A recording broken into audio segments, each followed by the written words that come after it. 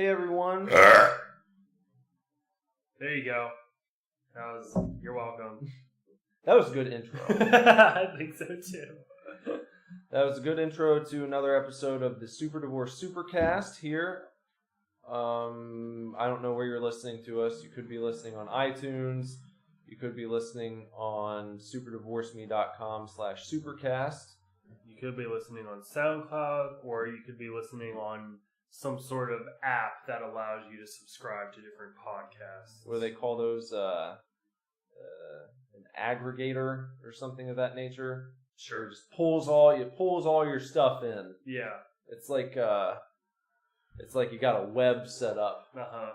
You're a spider and you made a web catching shit, catch all your different podcasts and all your stuff. Yeah. If you have an aggregator or an aggregator, then you could be listening. Aggregate to something. I hope you're listening. If you're not listening and you're still hearing this, then that's really weird. You're a Martian. We have an okay show lined up for you. It's early in the morning. Right now it's almost noon, but it's early for us. We got started early. We had to get started early today. No beer. Coffee. Just coffee today. It was a coffee talk. Yeah, coffee talk.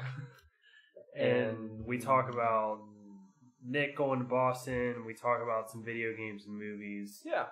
And we talk about how people don't want to bang your kids. It was a good show. It was. You'll see, because it's coming right now. Bye. Bye. Hello, welcome to another show. Hey, everybody. Bender and I are wasting no time this morning. Yeah, really this morning. It's super weird. Nick is going out of town with his little family, and so he's not going to be back before next Tuesday for us to record again.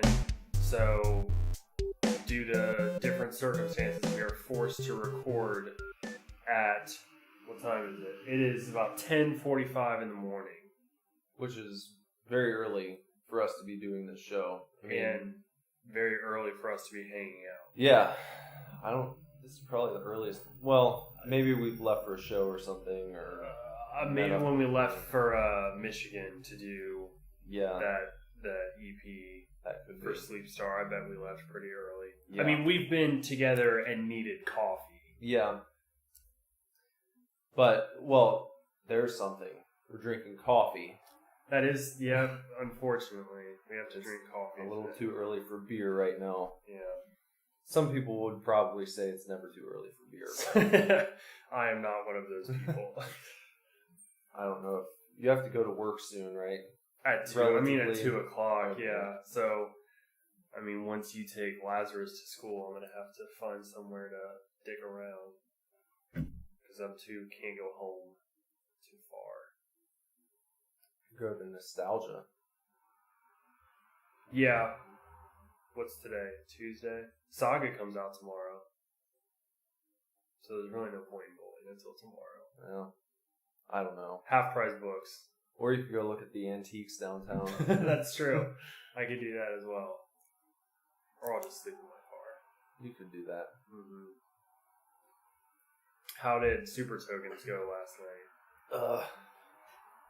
Well, you saw some of it. I saw some of it, yeah. I played Mega Man X last night, and I didn't have much fun.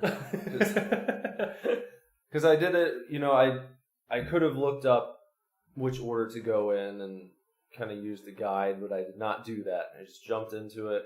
I'm not a Mega Man expert, so,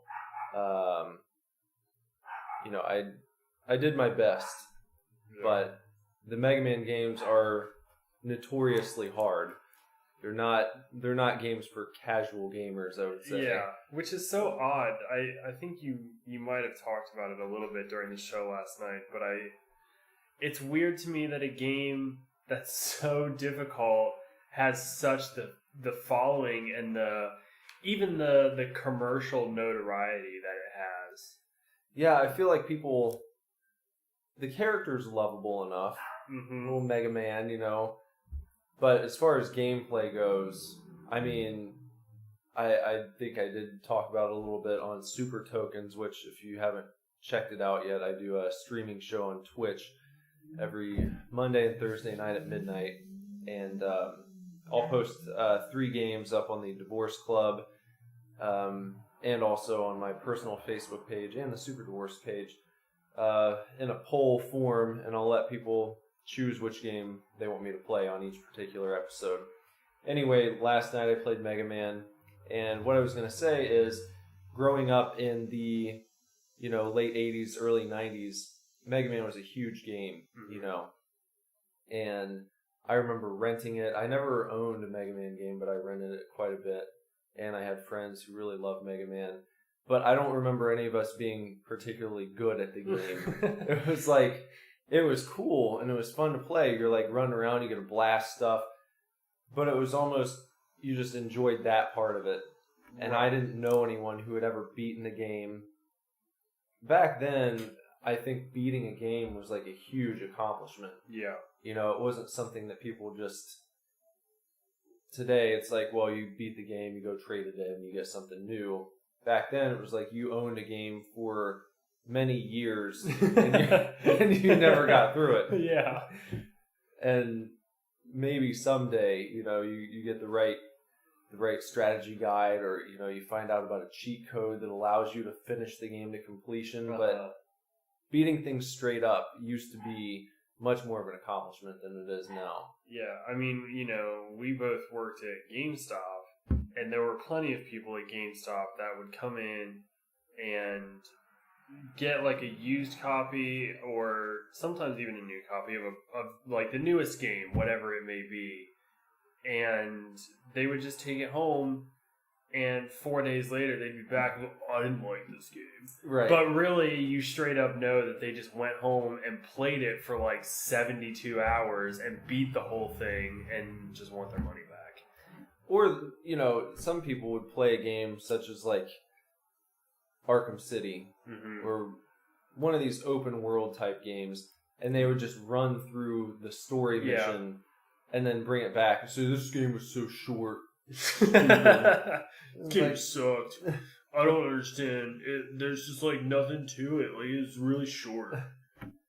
It's like, yeah, someone brings in Skyrim, they played it for 10 hours, and like, there's nothing more to do. Are you kidding me? Like, but I guess for a gamer like you don't like doing side quests and not shit necessarily. like that. So It just has to be structured in like the perfect way, I think, because Batman is a good example. There were a few side quests that it gives you the opportunity to do them like almost immediately. Like, it puts you in a situation and you kind of feel like you have to solve that situation.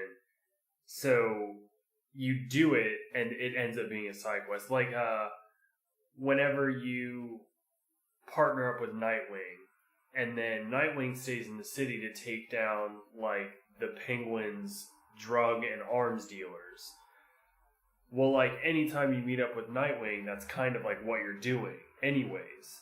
And so you're just like completing a side mission, but also you're advancing the story and stuff like that. And I remember once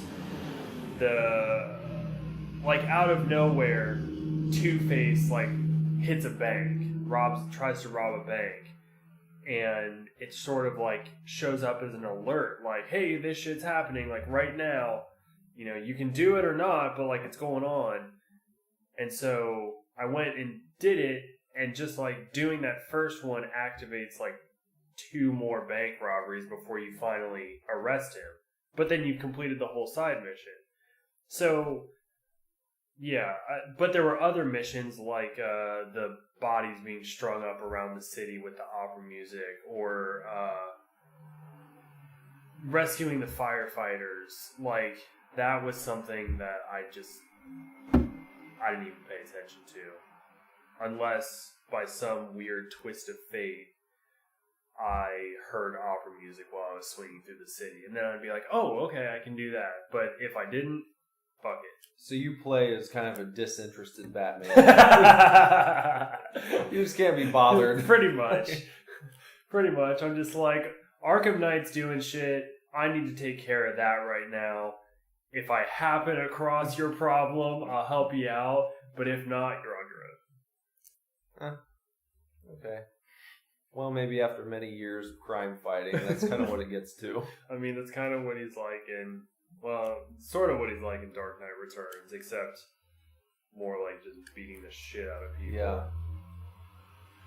Did you know, speaking of Dark Knight Returns real quick, there's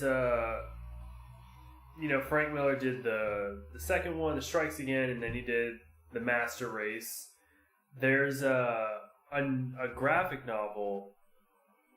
I can't remember the exact title of it, but it's supposed to be part of that trilogy, but be a prequel and explain why Batman went into retirement in the first place. Is it coming out, or is it already... I think it's out already. It's already out now? Yeah. Did Miller do it?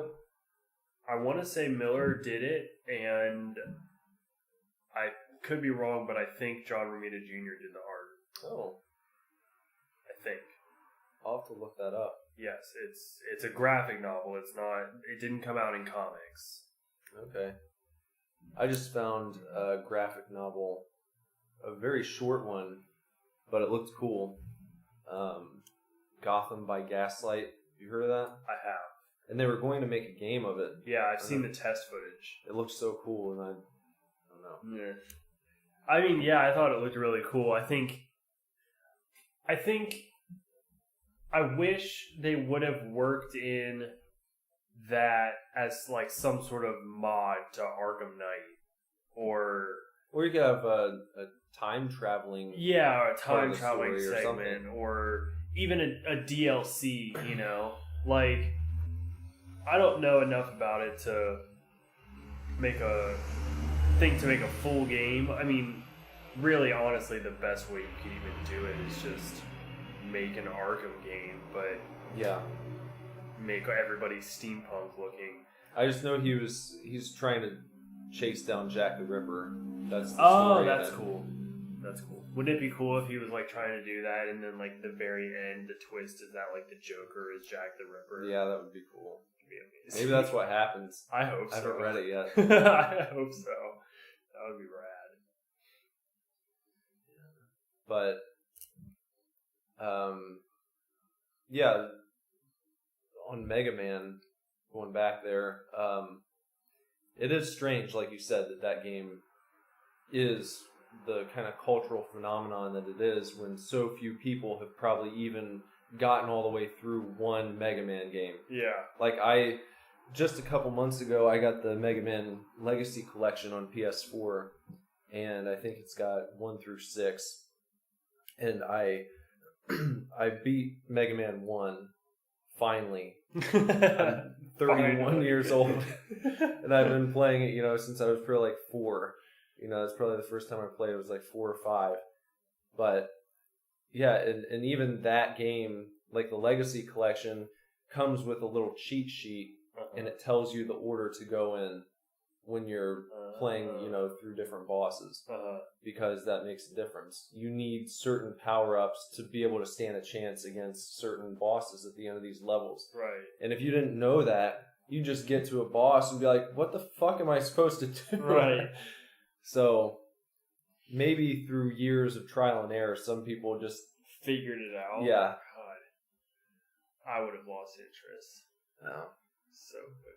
Well, it's this, it's the same thing with like The Legend of Zelda. I mean, the original Zelda game is just like, here's a sword. Mm-hmm.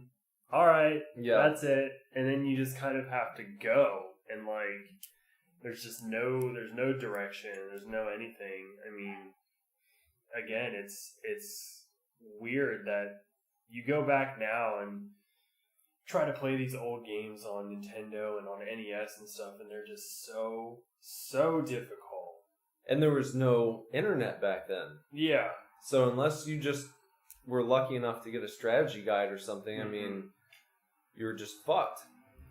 or you like lived next door or in the same neighborhood as like a teenage gaming prodigy. Yeah. That would like sell cheats for 25 cents or something. But we couldn't just. I mean, gaming culture was not what it is now. Right. You couldn't just go to the bookstore and find these strategy guides. There was no GameStop. Yeah. So every now and then you'd see on like the magazine rack, it'd be like cheat codes. Whoa, extreme cheat codes. Yeah. It'd just be like a book with a few games, and it'd have cheat codes for some of them. Or, I think Nintendo did a pretty decent job putting out strategy guides back then. But again, they were still tough to come by. Right. So, yeah. It's where they got you with the like Nintendo Power and stuff, because I feel like they would always run a short walkthrough. Yeah. In all those magazines. But you had to convince your parents to like get you Nintendo Power. That's true. And I used to get Nintendo Power a long time ago. That was a good magazine. I mean, I remember when they canceled it. Yeah. And stopped making it. I just read that there was an archive online where someone had like scanned in every issue of Nintendo Power. Yeah. And just a few days ago, Nintendo like had it taken off the internet. It's like, well, you're not even fucking producing the magazine anymore. Right. You just don't want people to have it. Like, that's just so shitty. Absurd to me. I don't understand the reasoning behind doing something like that. In my opinion, it just makes your company look like shit. Yeah. Because you're taking the hard work of people who are obviously fans of this publication and be like, nah, we didn't say you can do that. Mm-mm. Well, it's like, I read an article about this Pokemon, I think it's called Pokemon Uranium. Have you seen that? Mm-hmm. Like totally fan made with like 150 all completely original new Pokemon and new classes and a new like bad guy team and all this stuff. And even the article was like, it's now available for download, but get it now because who knows how long it'll be up before Nintendo like steps all over it. And it's just like, somebody puts all that time. I mean, I heard about that game like a year ago, maybe. Yeah. People put all that time into creating this game, and then Nintendo's just like, hey, you're not allowed to do that. There were developers doing like a remake of Metal Gear Solid, and Konami made them stop. Just doing it for fun. They weren't going to sell it. It was like... Yeah, I understand, like, in principle, that you don't want somebody, like, rebooting or, like, copying you or whatever. Making something that people could regard as a real product. I mean, it's not like this person with the Pokemon game is calling it, like, Mini Monsters Uranium. Like, he's calling it, it's called Pokemon Uranium version. Or whatever it is. So, like, I understand that, but at the same time, like, if they're not creating this thing and making a big making money off of it, a profit, or something like that, then just let people put out free mods or free versions, or what's the big deal? Like, they always say imitation is the greatest form of flattery. But I guess recreation is not. I guess not. Or it's like, well, maybe we had that idea. Yeah. It's like with the magazine thing with Nintendo Power. It's like, well, maybe we're going to put all those issues up. It's like, no, you're not. Yeah. I highly doubt Nintendo is going to just, okay, we're going to make a subscription service where you can go online and read old copies of Nintendo Power. It's like, they're not going to take the time to do that. Because probably no one's going to pay for it. But I feel like it's one of those things where if you knew about it and it's free, you might be like, oh, it'd be fun to see which games were in Nintendo Power in like 1993 or 94 and then just browse around a little bit. But I don't think it's anything you would make money off of. No. It'd also be fun to see screenshots of, like, Super Nintendo Castlevania with the caption like, "Look at these amazing graphics." Yeah. Yeah. So realistic werewolves. And speaking of realistic graphics on Super Nintendo, I don't know if you were watching last night when I was talking about the first time I played Super Nintendo. Mm-hmm. There was a Walmart in Cherry Fork, Ohio, which was like the big city, in quotes, near my great-grandparents. They lived in Winchester. And two places I've never heard of, and I've lived in Ohio my whole life. It's like part of Ohio that you never think about. Yeah. It's like east. Okay. It's like east of Columbus, but it's also south. Okay. So it's just you can't even imagine. I don't even know what's there. Yeah. I've never been to that part of Ohio ever. I feel like when you think of Ohio, you've got like a route in your mind where you can picture certain cities, Yep. and it seems like Southwest Ohio, and then like you kind of go up to the middle in Columbus. Yeah, and then you can branch to the top left and top right of the state. But like, what the hell is in the Southeast Ohio? Nothing. Nothing's there. Right. So that's where they live. Okay. And so yeah, I remember going to the Walmart and just going through their electronics section, and I saw that they had the Super Nintendo set up, and I didn't have one yet, and I was just blown away. They had Super Mario World that you could play. That was like the demo on the unit, and yeah, I remember just my jaw like hitting the floor, seeing, because I was used to playing the original Super Mario Brothers and Mario 2, and Mario 3 was cool, but going from Mario 3 to Super Mario World, seeing Yoshi, got this little dinosaur you can ride around on, it was awesome. And then, before I actually got the system, I don't know if you remember this, but you could actually rent game systems from Blockbuster back in the day. Really? Yeah. I don't think I remember that. And I might have just missed that, I feel like. Yeah. Because I ended up getting the Super Nintendo like the year it came out. And then the next big thing was, for me anyway, I wasn't really interested in the PlayStation for whatever reason, but I was fucking out of my mind about the N64. And the first year it came out, you like couldn't find them anywhere. Really? So I remember renting the N64 console from Blockbuster several times because you just couldn't get it in stores. Yeah. And again, no internet, so no Amazon, no eBay. You just like calling every fucking place every day. Right. Do you guys have an N64? Do you have an N64? No. Until finally you find one. But yeah. There was a bit of that with not a bit, there was a shitload of it with the Wii. I remember when the Wii came out, and even with Amazon and eBay and stuff, like that shit was still, you couldn't find it anywhere. I remember I think I asked for it for my birthday, and ended up getting it as like a Christmas present because it came out, I think, around holiday, and then I probably didn't get it till the following holiday. Like, there was a whole year where people were just like, where I can't find one anywhere. And I think even still, after that year or so, my grandma was still, like, calling stores, and finally Meyer got, like, 4 of them in, and she was like, hold one, and went and bought it. I got one the year they came out. But I was lucky enough to get I got a tip from the guy that worked at GameStop in the Dayton Mall.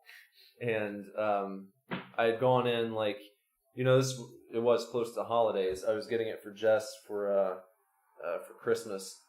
And so when I went in, the guy was like, well, we don't have any today, but we might have some tomorrow.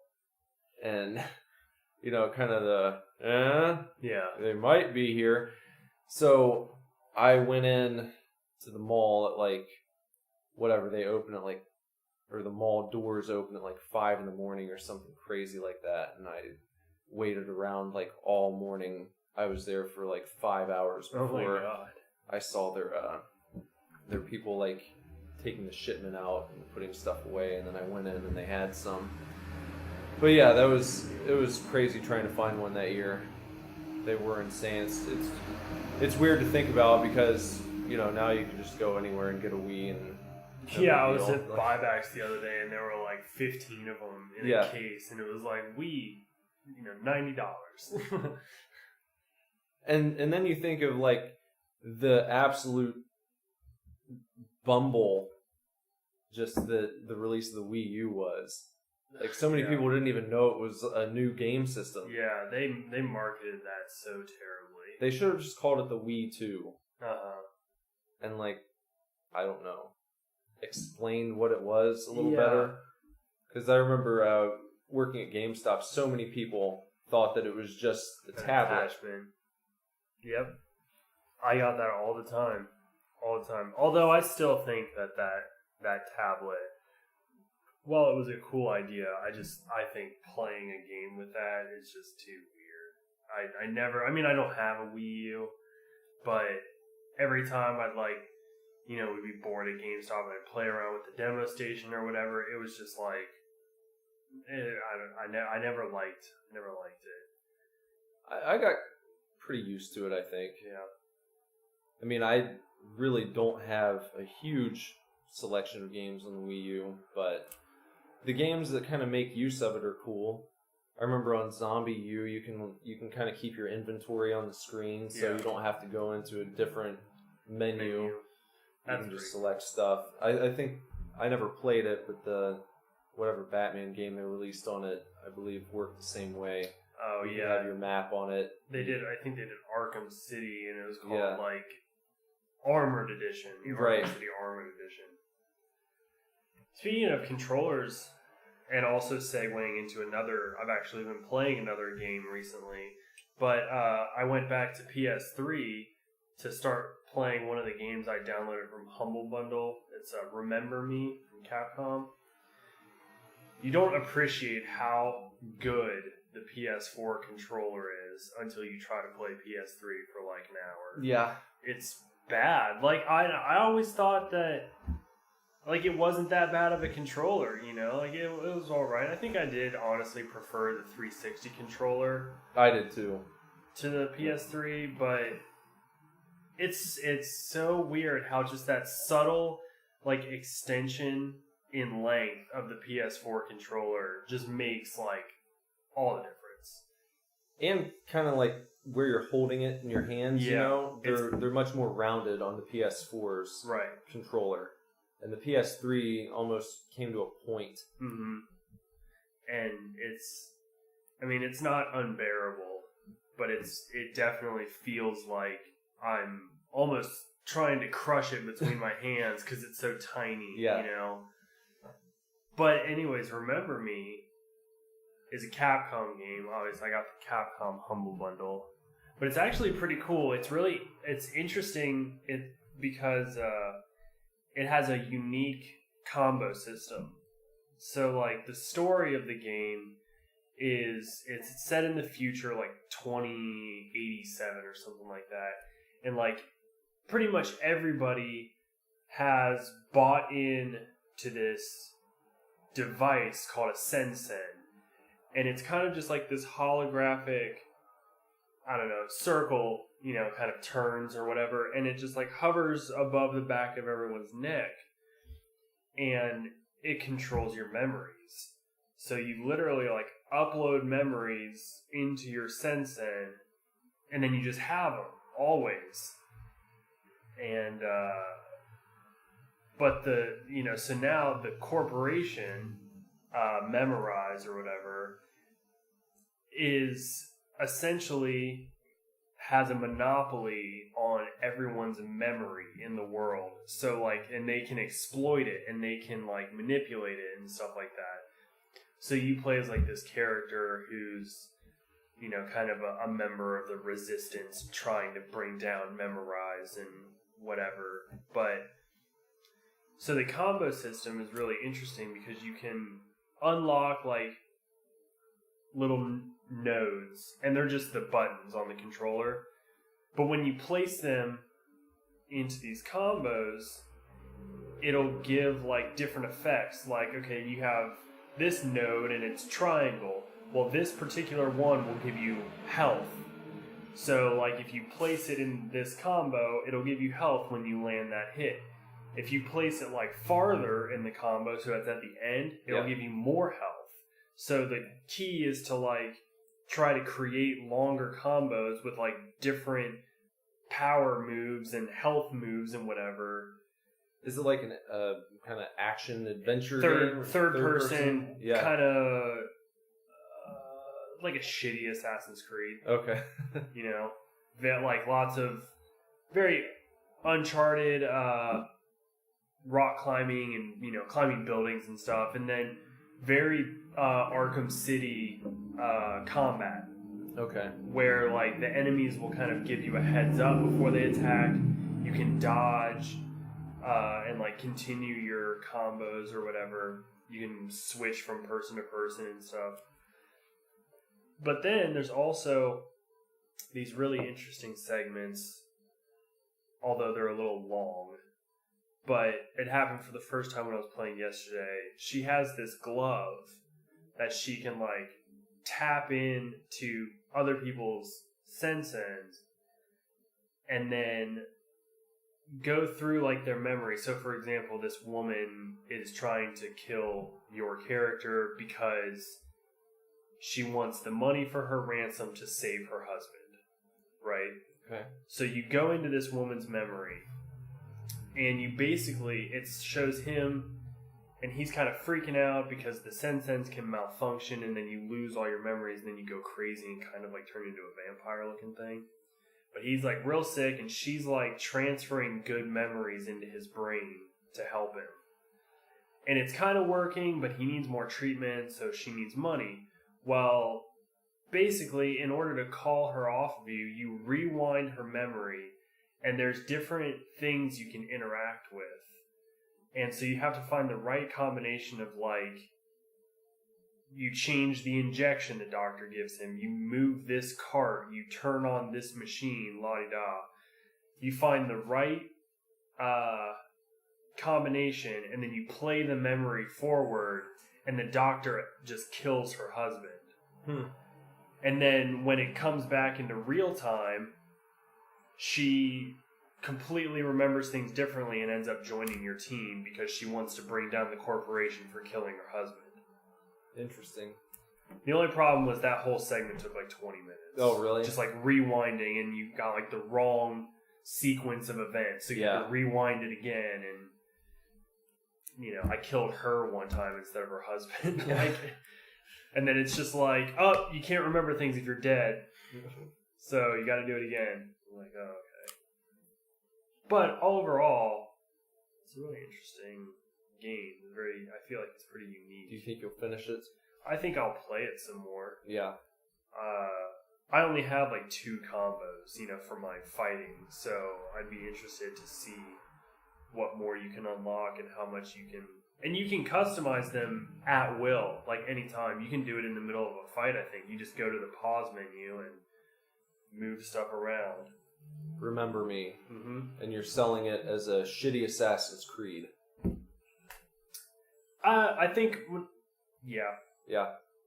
It's like Assassin's Creed meets Batman Arkham, the Arkham series, because of the, I don't know, futuristic. It's just unpolished. I feel like Capcom overall is like kind of unpolished. Yeah. Just in a way. Like their character design is the same across like all of their newer games, and there's just something off about their characters. They seem very rigid. I feel like Capcom has kind of, I don't know, they've kind of taken a back seat. They really have. They used to be one of the biggest companies you can think of when it came to gaming, but now you don't really hear much as far as like, oh, you have to play this new Capcom game. It's more like, well, Capcom made another game. Yeah. And it's out now. And they've had the Resident Evil games have been pretty successful, and I think, but it's almost like they put all of their efforts into Resident Evil, and then like literally anything else they do kind of suffers nowadays, at least. And they refuse to do anything with Mega Man for some reason. Yeah, well, that's why Mighty Number 9 is out. Yeah, which everyone hated anyway. Did they really? Yeah. Oh, I would have thought people would have liked it for the same, just because it was literally Mega Man. From what I heard, it really missed the mark. I haven't played it yet. Yeah. But I guess the guy who made it basically said, well, at least I gave you a game. Like that was kind of his explanation. It was like, well, it might not be a good game, but it's a game. Oh my god. So you should be happy. Shitty. Oh, so what do you have anything coming up? What are you gonna do while I spend the next week in Boston? Cry. I don't know. Well, no, this weekend is Days of the Dead. Okay. So I'm gonna go meet the killer, the girl from Sleepaway Camp, and then I'm gonna meet Napoleon Dynamite as well, John Heater. So that's gonna be fun. Are you taking anything to get signed? I'm actually kind of at a crossroads with Sleepaway Camp. I think her name is Felicia something. But I don't know if I want to get my movie signed because it's odd, but I have it on Blu-ray. But a lot of my movies that are signed, I like two DVD inserts, right, or the slip covers. Not even the slip covers. The things that come out of the plastic. Two of those will fill like an 11 by 14 frame perfectly, and you just stack them on top of each other, and they fill it, and it's amazing. So I have like, I don't know, 8 movies that are signed or something, a couple more, but I have 4 frames and they're just perfect or whatever. Well, Blu-ray cases aren't the same size. So if I get it signed and want to frame it and hang it up, I kind of just have to put it in a frame by itself. And not that I wouldn't do that, but it's just kind of like you lose the integrity of like having all of these other things that are uniform and whatever. Yeah. And I'm about that. I'm all about. I get it. Do you have any other like Sleepaway Camp memorabilia? I have nothing. No. So it's a toss up. Is like, do I try and find something at the convention? Because a lot of times, at least the smart retailers at the conventions will try to stock up on memorabilia that is directed towards the guests. Yeah. So there's a good chance I'll find some cool stuff. But I don't know. I mean, I'm going to take my movie, obviously, to just in case. Yeah. But I'll have to see. I'll have to see what I want. As far as Napoleon Dynamite goes, though, I have a special edition DVD that I bought, and it came with like a 4x6 picture of him and Deb dancing at the high school dance or whatever. Yeah. And I want him to sign that picture in particular. Are you gonna get that framed? I'm gonna put it in like a pink best friends frame. Yeah, and hang that up for sure. But that's what's going on this weekend. Also, well, that's the same day as my birthday, obviously. Thursday, day after tomorrow we're seeing the premiere of 31. Yeah, that's right. And have you heard anything about it yet? Nothing. No? I've heard like 0. I didn't know if any reviews had come out or... If they have, I'm not looking at them. I'm kind of excited to... I've seen the preview a couple times, and I know what it's about. I've read like a 2-sentence synopsis of it, or synopsis, but I'm excited to just like go in completely unencumbered by opinion. That's what I did with Suicide Squad. Yeah. Did we talk about that at all? No. Well, I haven't seen it. But. Okay. Yeah, but I remember when it came out, like a few days before all these reviews started being released, and everyone was like losing their minds, and it was like, oh, it's gonna be so shitty, and I didn't read anything because I was like, well, I don't want to know any particulars. I don't want to hear what people are bitching about. I just want to see it and decide for myself. Yeah. And unfortunately, I agreed with everything that I heard afterwards. It was like, I don't think it was the worst movie ever made. I wouldn't say it was awful, but there were awful parts about it that really brought down the overall quality, in my opinion. Well, I really was disappointed to hear that there's so little of the Joker in it, which is weird. I hate it when movies really push something in advertising and then don't deliver it all in the film. I honestly would say that that's probably a good thing. Well, I mean, I read your Facebook review, and I know you were absolutely not a fan of Leto's Joker. I just thought it was awful. Really? I didn't... I said I can see where he's going. I can see what he's going for when I'm watching it, but he's just not getting there. There's something... There's like... It's one of those things where an actor's trying too hard, in my opinion. Yeah. Like, I heard about all the stuff that he did and the method acting, and like, no one on set ever saw Jared Leto. They only saw the Joker. And he only interacted with his castmates as the Joker. I think Will Smith said, I never met Jared Leto. I only met the Joker when we were filming. Yeah. So, you hear about people taking their role so seriously, and if it works, great. But if it feels forced, then that's where you're just like embarrassed for the person, you know? Yeah. And that's how I felt about him in that role. It's like you're following up some great actors who've played that character before, and I don't hate Jared Leto. I think he's a good actor. Yeah, I like him.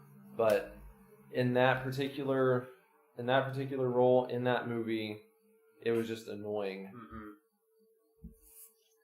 There was nothing scary about him. Yeah, I guess. Ledger's Joker was scary. It was, yeah. And Nicholson's Joker was like crazy. You know? And he was crazy scary. Like, yeah. I mean, but he also had like, I think he had a little bit more levity. There was more humor there than in Ledger's Joker. Yeah. Well, and but the movie I think was tailored towards that. Yeah. I mean, Tim Burton's Batman movies they have that dial of humor kind of turned up just ever so slightly, you know, whereas Nolan was trying to go for the dark and gritty. And I think each of them played to the strengths of the movie and fit like right in. I mean, Ledger fit right in with Nolan's universe, and same with Nicholson. And Suicide Squad, I don't know. I mean, I feel like Jared Leto's Joker is just douchey. Yeah. And I don't want the Joker to be a douchebag. That's just a bad way for the character. Evil. Right. That's just a bad way for the character to come across. Yeah. As a douche. You shouldn't be. The tattoos don't help. No. And the grill and like the way he laughs, is all of it just eh. Yeah. I think that he was the worst part of that movie. Will Smith was great. I would watch a standalone movie of him as Deadshot. And Harley Quinn, great. Most of the cast was good. Yeah. But, yeah. I don't know. I know you really liked Batman vs. Superman. I did. But I just can't help but feel like DC is just missing the mark most of the time with their live action stuff. Yeah, they are. And there are things from Batman vs. Superman that could have been done much better, but I think it's the best of DC's like new cinematic universe. Right. And I don't know. I think that people are still tough on Affleck for no real reason, just because it became cool somewhere along the line to hate Ben Affleck, even though everything he's done for the past several years has been pretty great. Yeah, I agree. I don't hate him. I like him. I was always on board with him as Batman because I was like, you never know. You just don't know until you see it. And I haven't seen it yet, so I'm still on board right now. I just don't know exactly where DC is planning to go. After Suicide Squad, I don't know. It feels like there's no continuity between all these movies. Like, each one feels so different. Well, yeah, and I feel like they're trying to throw as many characters out there as possible. I don't know if it's like to get a leg up on Marvel or what, but I mean, you had Superman, and then you had Batman vs. Superman, and you pack Batman, Superman, Wonder Woman, Doomsday, Lex Luthor. Like, you pack all these characters into this movie. And then, right after it, you release Suicide Squad, and you pack another 8 characters in there, or whatever it is, 10 even. And then the next movie on their list is Justice League, where you're going to pack Flash and Cyborg in there. I also saw that apparently Affleck released footage that Deathstroke is going to be in Justice League. Mm-hmm. And,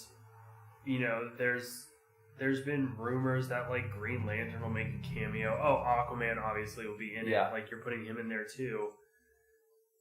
So, and then you're going to dial it back and do a Wonder Woman movie. And then a standalone Batman movie. Right.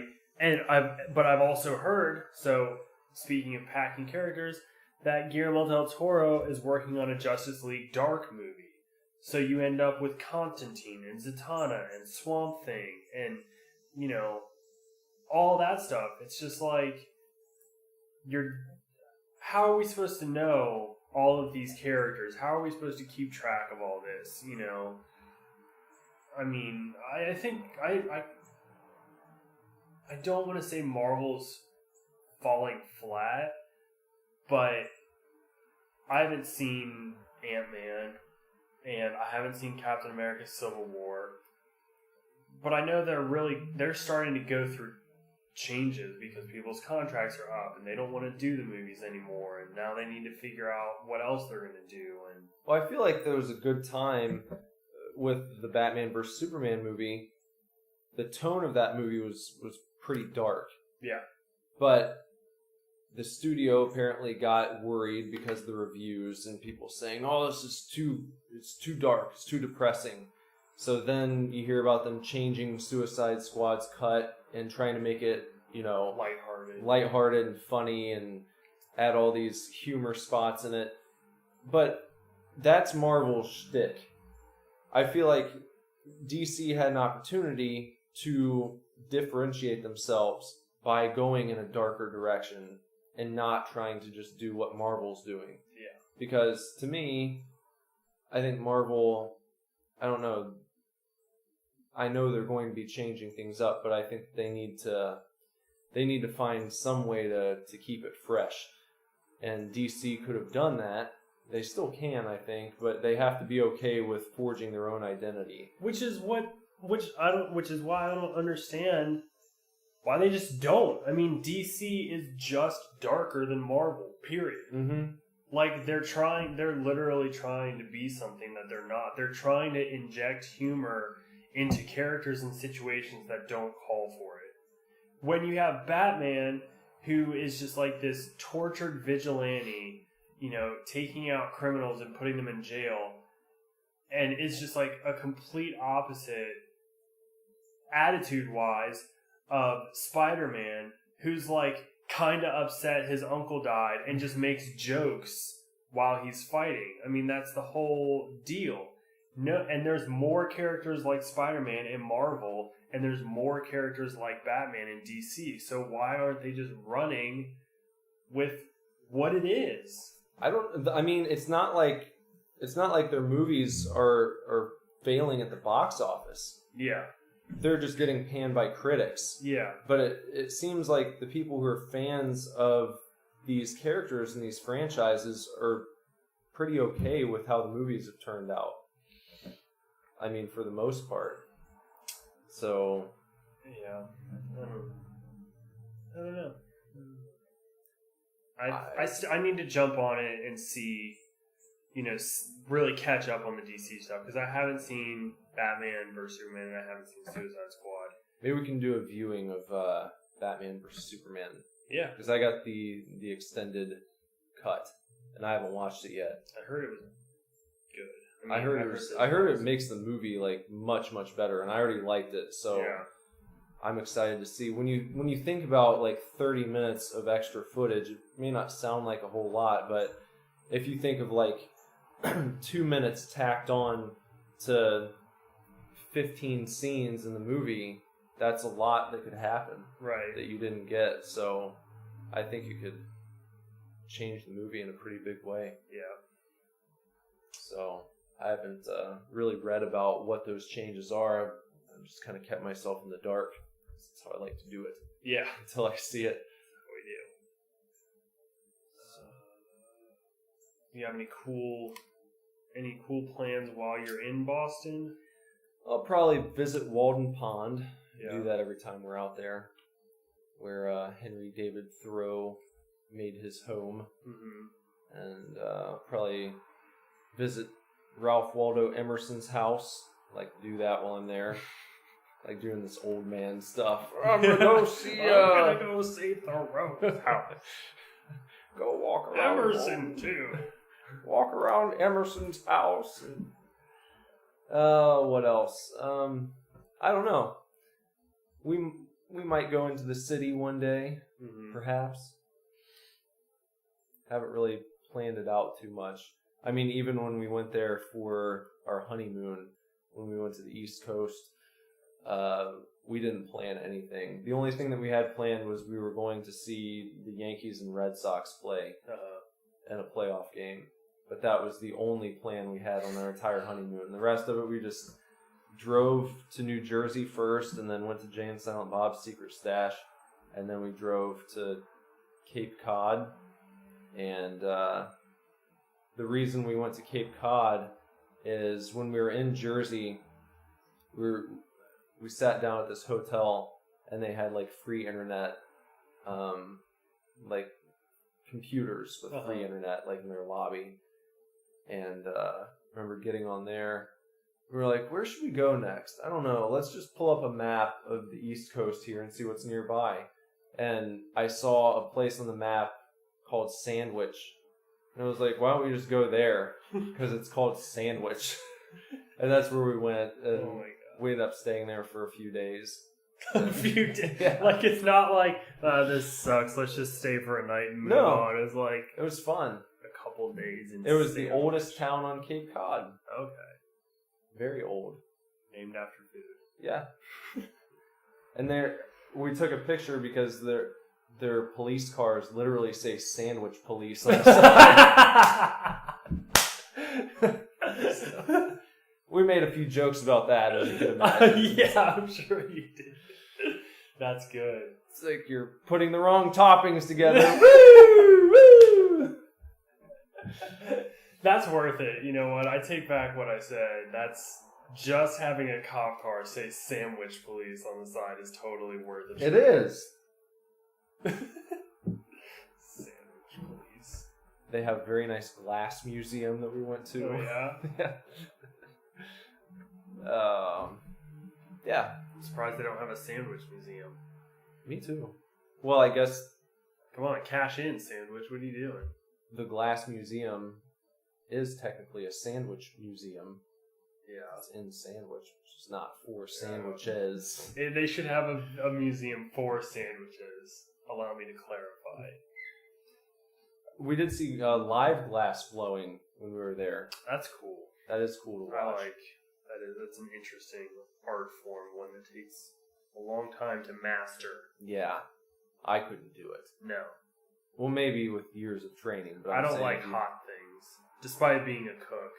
It seems like it's a bad character trait for you to have if you are a cook. It's just, It's more like every time I open the oven and I have my towels to pull out the hot trays, I just always worry that the towel is just going to disintegrate and my hand is just going to collapse this hot, metal pan that's just come out of a 400-degree oven, and then I'll never feel anything again.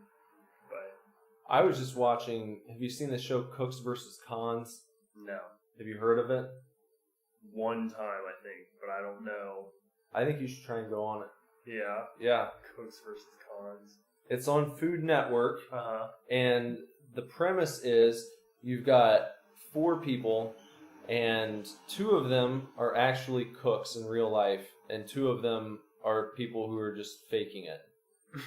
So, like, they know how to cook, kind of, but they're not, like, they don't cook for a living. Uh-huh. So you could be one of the cooks, and then you'd be going against, like, 2 people who just aren't. Uh-huh. And, like, the judges don't know which is which.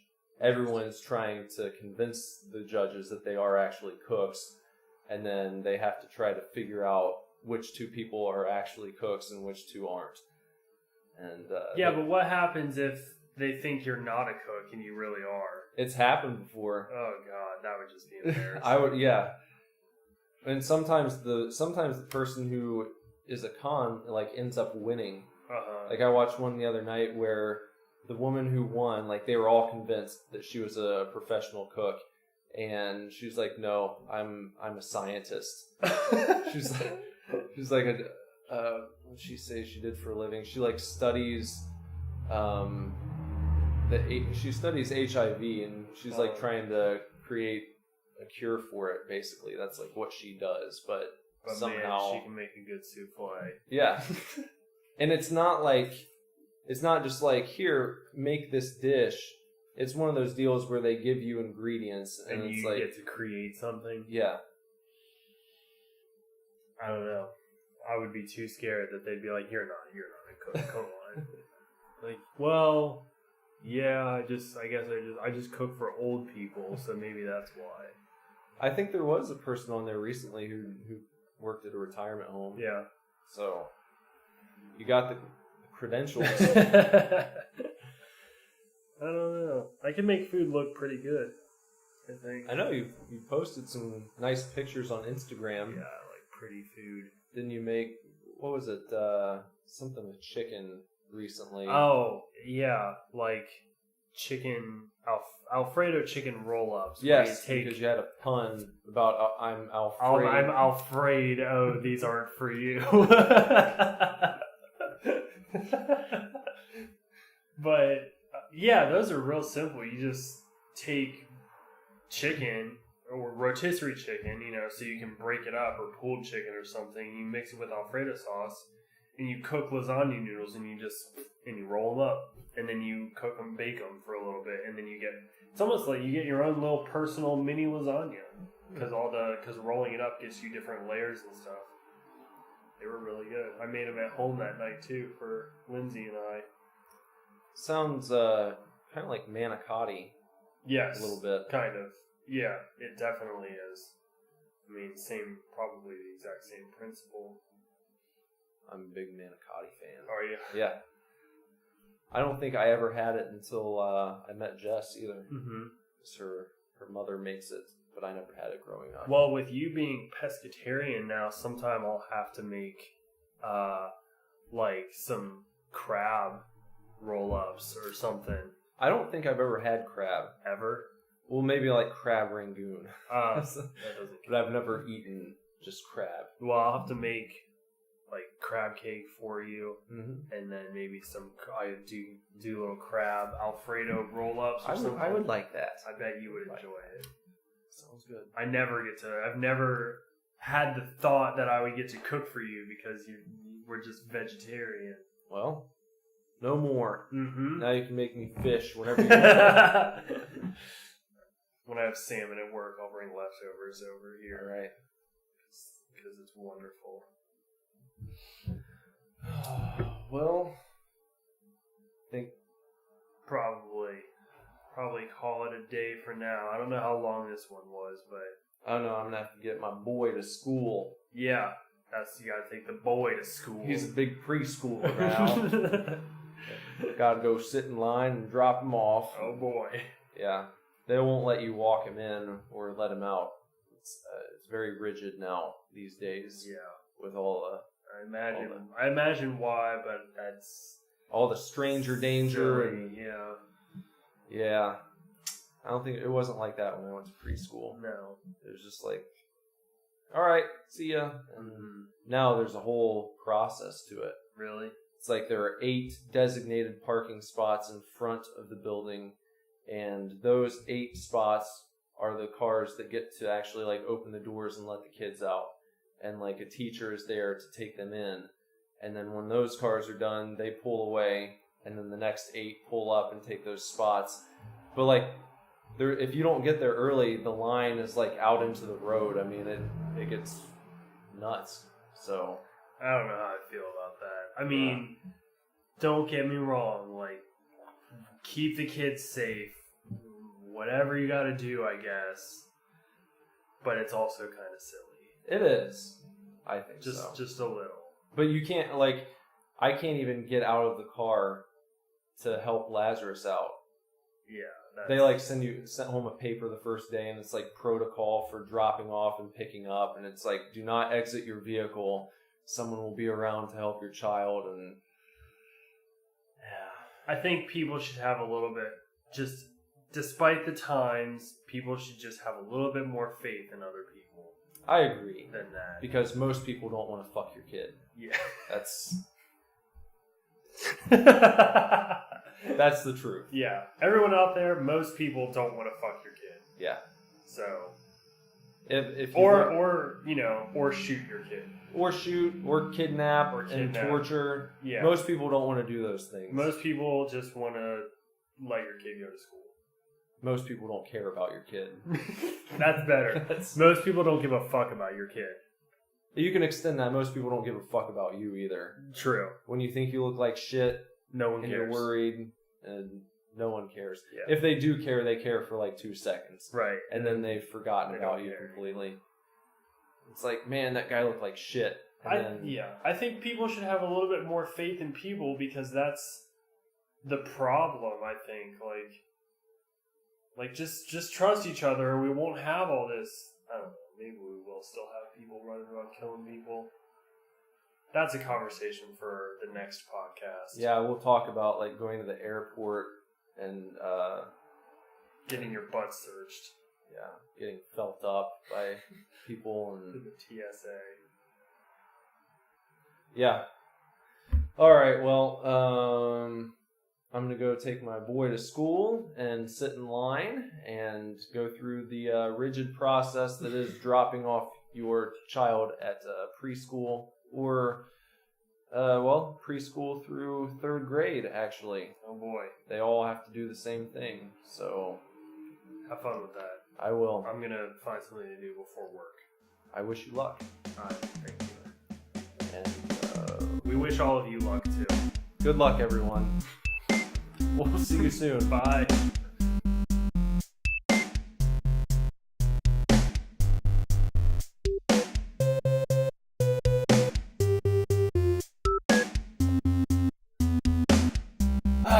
What a show. Oh, yeah, what a show.